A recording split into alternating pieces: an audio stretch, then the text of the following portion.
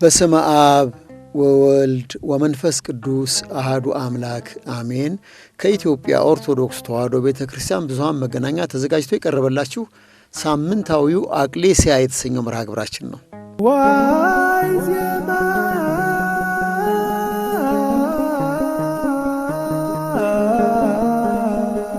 የኢትዮጵያ ኦርቶዶክስ ተዋሕዶ ቤተክርስቲያን ከሌሎች ክፍላተ ዓለም አብያተ ክርስቲያናት ልዩ የሚያደርጓት ብዙ ታሪካዊ ሃይማኖታዊና ስርዓተ አምልኮዊ ክንውኖች አሏት። በሌሎች ዓለማት የሚገኙ አብያተ ክርስቲያናት ከባዕድ አምልኮ ወደ እግዚአብሔር የተመለሱ ሲሆን የኢትዮጵያ ኦርቶዶክስ ተዋሕዶ ቤተክርስቲያን ከብሉይ ኪዳን ወደ ሐዲስ ኪዳን የተሸጋገረች፣ ታሪክን በተመለከተ ሁሉም በየቤቱ የሚነገር የየራሱ ታሪክ ያለው ሲሆን የብሉይ ኪዳን መጻሕፍት በዛ ባለ ቦታ ላይ እንደጻፉት ኢትዮጵያ ከእግዚአብሔር ጋር የሚያገናኙ ሃይማኖታዊ ታሪክ እንዳላት ተጽፎ እናነባለን። በሐዲስ ኪዳን የሥርዓተ አምልኮ አፈጻጸምን ቅዱስ ያሬድ በአክሱም ከሰማያውያን ቅዱሳን መላእክት ተቀብሎ ማስተማሩ ከሌሎች የዓለም አብያተ ክርስቲያናት የተለየች እንድትሆን ያደርጋታል። ባለፉት 2 ክፍለ ጊዜያት መምህር በእውቀቱ ይልማ ሰማያዊ ዜማ በአክሱም ለቅዱስ ያሬድ እንደተገለጠለት ነግረውን ነበር። ዛሬ ቅድመ ግራኝ የድጓ ጉባኤ ቤት ወይም የድጓ ትምህርት ቤት የተስፋፋባቸውን ቦታዎች ይነግሩናል። ቆይታችሁ ከኛ ጋር እንዲሁም በታላቅ አክብሮት ጋበዝናችሁ። አንዱን ጣና ቂርቆስ ነው። አንዱን ላሊበላ ቤተ ጊዮርጊስ ነው። ሐይቅ እስጢፋኖስም አለ እንደዚሁ ምልክት ማልባ ድጓ የሚባል እሱም ከ14ኛው እስከ 15ኛው መቶ ክፍለ ዘመን ተጽፏል ተብሎ ይገመታል። ሐይቅ ያለው ድጓ ማለት ነው። አሁን ከአክሱም እንዴት ወደዚህ ከአክሱም ዜማው ራሱ ድጓው መምህራኑ ወደ ሌሎች አብያተ ክርስቲያናት የሄደበትን መንገድ ነው በዚህ ልናይ የምንችለው። ድጓው ፍንጭ ይሰጣል በራሱ መዝሙር ሰወፃ ቀድመ ማክሱም ወምህዬ ሀበ ደብረ እግዚአብሔር ነው የሚል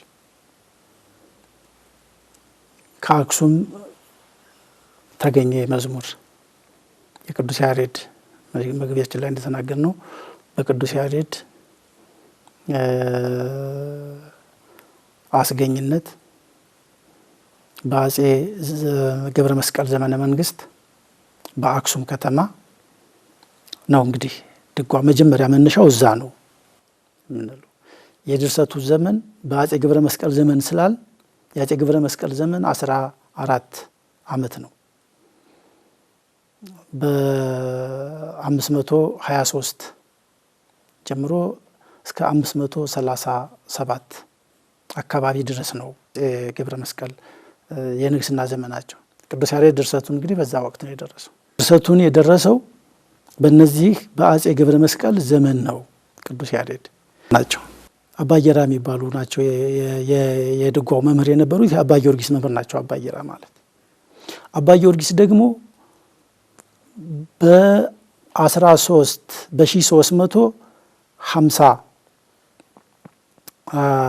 በ1357 አካባቢ ጀምሮ እስከ 1417 ዓመተ ምህረት ድረስ ነው በዚህ ዓለም የቆዩት። ስለዚህ በ14ኛው መቶ ክፍለ ዘመን በእርግጠኝነት የቅዱስ ያሬድ ዜማ ደብረ እግዚአብሔር ላይ በጉባኤ ቤት ይሰጥ ነበር ማለት ነው። አባ ጊዮርጊስ እዛ ተማሩ ስለሚል በአንድ ዘመን የሚኖሩ ሞክሸ ስም ያላቸው ሰዎች በዘመናቸው ለሰሩት ታሪክ ለኋላ ዘመን ታሪክ አጥኚዎች አወዛጋቢ ችግር ቢፈጥርባቸውም በጥንቃቄ ሊታይ ይገባል ሲሉ በድጓ ላይ ታሪክ ያላቸውን 2 ስሞች እንዲህ ሲሉ ነገሩ። እዚህ ጋር አባ ጌራና አዛዥ ጌራ የሚባሉ አሉ። አብሮ ወደ መጨረሻው ስንሄድ እናየዋለን። ምልክቱ ላይ ድጓ ምልክት ላይ ስንደርስ እዛ ያሉት የድጓ ምልክቱን ያዘጋጁት አዛዥ ጌራ ናቸው። ይሄ አባ ጌራ ናቸው። በዘመንም በማዕረግም አይገናኙ። እኔ እንደዛ ነው እስካሁን ድረስ አንድ ናቸው ብሎ በእርግጠኝነት ሊያስረዳ የሚችል መጽሐፍም አላገኘሁም። ያመለጠኝ ነገር ካለ ወደፊት ልደርስበት እችላለሁ። ከመምህሬም የሰማሁት ግን አባ ጌራ ማለት የአባ ጊዮርጊስ መምህር ናቸው። አባ ጌራ ከደብረ እግዚአብሔር በቀጥታ ተድባ ማርያም ሄደዋል። ምክንያቱም ተድባ ማርያም ላይ አባ ጌራ የሚባል በስማቸው የሚጠራ ሰፈር አለ። አባ ጌራ ይባላል። ከተድባ ማርያም ቤተክርስቲያን በግምት 200 ሜትር ነው የሚርቀው። ቤተክርስቲያኗ ደረጃው ስንወጣ ፊት ለፊት የሚታይ መንደር ነው ያ ቦታ። ያ የአባ ጌራ ቦታ ነው። ሁልጊዜ መምህራን ከዛ ቦታ ጠፍተው አያውቁም እስከ ቅርብ ጊዜ ድረስ እና በእንዲህ አይነት መልኩ ነው ወደ እንትኑም ላይ ቅድመ ወፃ ማክሱም መዝሙር ቅድመ ወፃ ማክሱም ብሎ ወምህያ በደብረ እግዚአብሔር ወሀበደ መካነ ሥላሴ ወአትሮን ሰማርያም እንተና ወደብረ ሊባኖስ ይላል። ወአትሮን ሰማርያም ወተድባ በማርያም ይላል።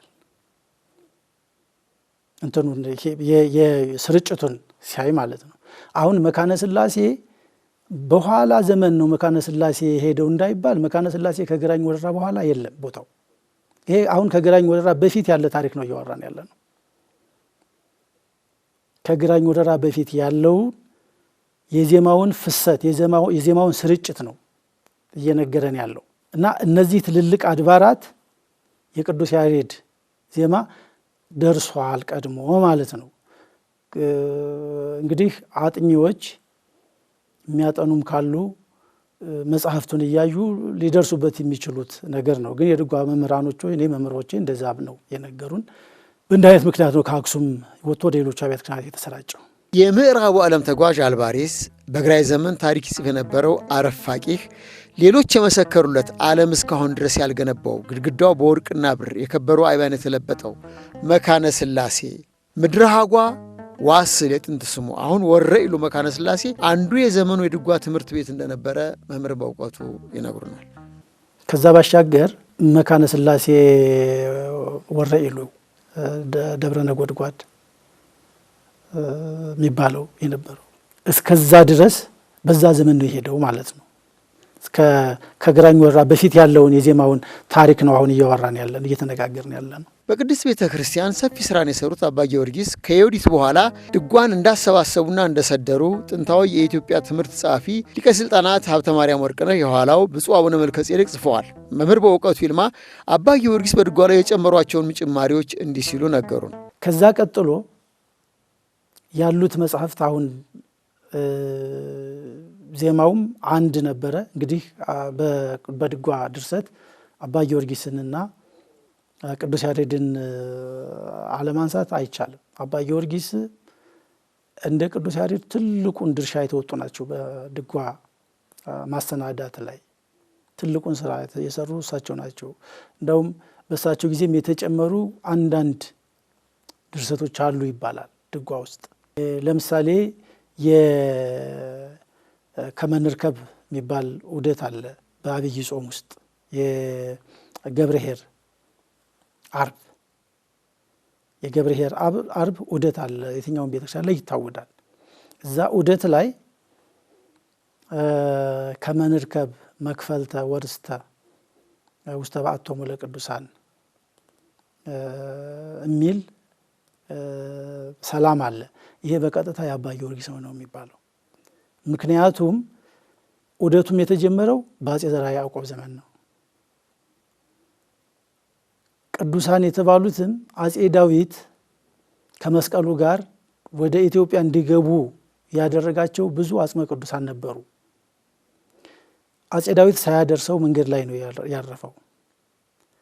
በኋላ አጼ ዘርዓ ያዕቆብ ነው መስቀሉንም ወደ ግሸን አጽመ ቅዱሳኑም ወደ ኢትዮጵያ እንዲገቡ ያደረገው። ስለዚህ ለነሱን አጽመ ቅዱሳን ይዞ ቅዱስ ያሬድ አጼ ዘርዓ ያዕቆብ ወደ ቤተ እግዚአብሔር ወደ አገር ሲገባ እሱን ለመቀበል ያቀረቡት የደረሱት ድርሰት ነው የሚባለው። አሁን በአብይ ጾም ከበሮ አይመታም፣ ግን የተጽዕኖና ከመንርከብ ዕለት ግን ዑደት አለ በስነ ስርዓት። ከበሮ ሳይመታ ነው የሚውለው። የተጽዕኖም እንደዚሁ በምህላ ነው የሚዋለው፣ ግን ተጽዕኖ ላይ ዑደት አለ። የዚህኛው የከመንርከብ የሚባለው ዑደት ግን የገብርኄር አርብ ነው የሚታወደው። አገልግሎት ማህሌት ካለቀ በኋላ ዑደት ይታወዳል። ከታወደ በኋላ ቅዳሴ ይገባል። በስነ ስርዓት ከበሮ ይመታል። ይሄ የእሳቸው ነው፣ የአባ ጊዮርጊስ ነው። ለድጓው አርስት በመስጠት ድጓው አሁን ያለውን ቅርጽ እንዲይዝ በማድረግ በማደራጀት የአባ ጊዮርጊስ ሚና በመጽሐፈ ድጓ ውስጥ እጅግ ጉልህ ነው። እንደው ምንም አልተነገረላቸውም ማለትም ይቻላል። የድጓ ትምህርት አንድ ጉዳይ ሆኖ እያለ ይትበሃሉ ደግሞ ሌላ ትምህርት ነው። የድጓ ይትበሃሉ ወይም ስርዓተ ወግድን አባ ጊዮርጊስ ዘጋስጫ እንዳዘጋጁት መምህር በእውቀቱ ይልማ አክለው ነገሩ። ስርዓቱን ሁሉ የስርዓተ ወግኒ ብለው ሁሉ ስርዓቱን የሰሩት ከመስከረም 1 እስከ መስከረም 7 ዮሐንስ ይባላል። 8 ብቻውን ዘካርያስ ይባላል። ከ9 እስከ 15 ፍሬ ይባላል። 16 ህንጻተ ቤተ ክርስቲያን፣ ከመስከረም 17 እስከ መስከረም 24 መስቀል ይባላል። እንዲህ ያደረጉ አመቱን ሙሉ ስርዓቱን የሰሩት አባ ጊዮርጊስ ናቸው። ሰዓታት ዘመዓልት ወዘሌሊት፣ ሰላምታ ዘዘወትር ወዘህማማት ደራሲው አባ ጊዮርጊስ ናቸው ይሉናል። በመዓልት ሰዓታቱን ሲሰሩት ልክ እንደ ጾመ ድጓው የሰዓት አድርገው ነው። የነግ አለው፣ የሰለስት አለው፣ የ6 ሰዓት አለው፣ የ9 ሰዓት አለው። መዓልት ሰዓታቱ ላይ ይሰሩት። ሰላምታው እዛ ውስጥ ነው አሁን ያለው። አሁን በተለምዶ መልክአ ሕማማት የሚሉት መልክአ ሕማማት እኮ አይደለም፣ ግን ሰላምታ ነው። ሰላምታ ዘአባ ጊዮርጊስ ነው። በሕማማት ምን መልክ አለ?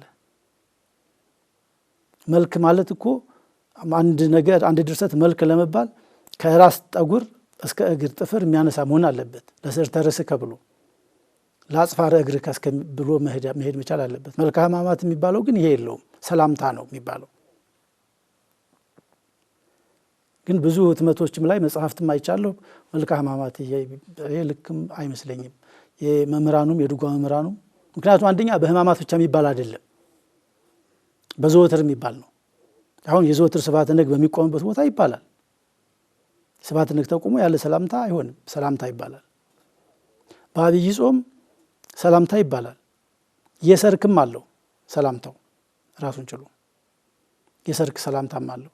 የሰርኩ በአራራይ ነው የሚባለው፣ ሌሎች ጥንታውያን አድባራት ነው የሚባለው እንጂ የሰርኩ ሰላምታ በዜማ ቤተልሔም በዜማ አይደረስም። ሌሎቹ ሰላምታዎች ግን ቤተልሔም በዜማ ነው የሚደረሱት። ከሰርክ ውጭ እስከ 9 ሰዓት ያሉት የሰርኩን እንትን አይሉም ሲሉት ሰምቼ አላቅም። የለውም፣ ዜማም የለውም የሰርኩ። ሌሎች አድባራት ላይ ግን ይባላል። መቼ ነው የሚባለው? ቅዳሜና እሁድ ዋዜማ ሲቆም በአብይ ጾም። እንግዲህ በአብይ ጾም ዋዜማ ይቆማል አይደለ? በሙሉ ጾመ አርባው በጾሙ ዋዜማ ሲቆም ከሰኞ እስከ አርብ ያለው ሰላምታ የለውም። ግን ቅዳሜና እሁድ ላይ ዋዜማውን ቆመው ይህን ሰላምታ ይሉታል። በአራራይ ነው የሚባለው። እጅግ በጣም ደስ የሚል አራራይ ዜማ ነው ያለው እና አሁን ይህን አመቱን ሙሉ የሚባል ሰላምታ መልክ ማለቱ ብዙም የሚያስኬድ አይመስለኝም። እና ይሄ ሁሉ እንግዲህ የአባ ጊዮርጊስ ድርሰት ነው። ልክ መዓልተ ሰዓታት ውስጥ የሚታዩት ድጓዎቹ ናቸው። እኔ መዓልተ ሰዓታት መምህሬ ይቆሙ ነበረ ተድባ ማርያም፣ አብሬ መጽሐፍ እያዝኩላቸው እቆም ነበርና ሲያዜሙት ድጓ ነው እንዳለ አቡኑ ነው። መኑ ዘደመሮ ለብርሃን ምስለ ጽልመት ያለው ነው የሚያዜሙት። እንደ አቡኖቹን እነዚህ ጾመ ድጓ ላይ ያሉ ይወጣጡ ብዙ ንኢሃቤ ሰአሉ ለነ ሰአሊ ለነ የሚለው ብቻ ሲቀር ከዛ ውጭ ያሉት ድጓ ናቸው። መዓልተ ሰዓታት ላይ ያሉት ነገሮች የሚቆሙት እና እንዲህ አይነት ያደረጉት አባ ጊዮርጊስ ናቸው። እና እንግዲህ አንዱ የድጓው ምዕራፍ እዚህ ድረስ ነው ልንከፍለው የምንችለው። የድጓ መምህራን ቁጥር በአንድ ድጓ ትምህርት ላይ መጠነኛ የዜማ ልዩነት መፈጠሩ ምክንያቱ ምን እንደሆነ መምህር በእውቀቱ አክለው ይሄን ነገሩ። ከአባ ጊዮርጊስ በኋላ ወደ ልሳነ ዕፍረት ነው የምንመጣው። ከቅዱስ ያሬድ እስከ አባ ጊዮርጊስ ድረስ ያሉት የመምህራን ቁጥር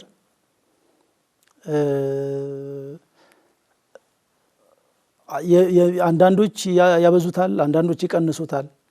ወጥ አይደለም በብዙ ቦታ። ግን የድጓ መምህራን ወጥ የሆነ የሁልቆ መምህራን አቆጣጠር አላቸው። በድጓውም ላይ የተጻፈ የተመዘገበ ስለሆነ ማለት ነው። ከልሳነ ዕፍረት በኋላ ያለው ግን ዜማው ተቀይሮ ሊሆን ይችላል። ምክንያቱም አሁን ቆሜ አጫብር የሚባለው ከአባ ጊዮርጊስ በኋላ የመጣ ነው እንጂ ከዛ በፊት ያለ አይደለም። ከልሳነ ዕፍረት በኋላ ነው የመጣው። እርግጥ ይላል እንትኑም ላይ እዛው ድጓውም ላይ እንግዲህ ወበደብረ እግዚአብሔር ተምህረ ልሳነ ዕፍረት አባ ጊዮርጊስ ይላል ድጓውን ማለት ነው። አባ ጊዮርጊስ ከአባ ጌራ ተምረው ደግሞ ከአባ ጊዮርጊስ ልሳነ እፍረት ተምሯል። ከዛ በኋላ ልሳነ እፍረት መራሂ ዘቤተልሔም አሁን የቤተልሔምና የቆማ ዜማ ተለየ የሚለን ድጓው ወልደ መለኮት መሃሮ ለሰርጸ ማርያም እንበለ ካህናት ዘቆማ ይላል። እንግዲህ ወልደ መለኮት ሰርጸ ማርያምን የቆማ ካህናትን ሳይጨምር አስተማረው ማለት ነው ወደ አማርኛ ስንወስድ። በዚህ ምክንያት የቆሚና የቤተልሔም ዜማ ተለይቷል ነው። ግን የድጓ መምህራን የሚሉት ደግሞ አይደለም፣ ዜማው የተለየው የቆሜ የአጫብር የሚባል ሌላም ወንጨር የሚባል ዜማም አለ። ወንጨር ጊዮርጊስ ጎጃም በግራኝ ወረራ ምክንያት ሊቃውንቱ ተበታትነው ስለነበረ ሁሉም የረሱትን ለማስታወስ በሚያደረግ ጥረት ምክንያት የመጣ ልዩነት ነው።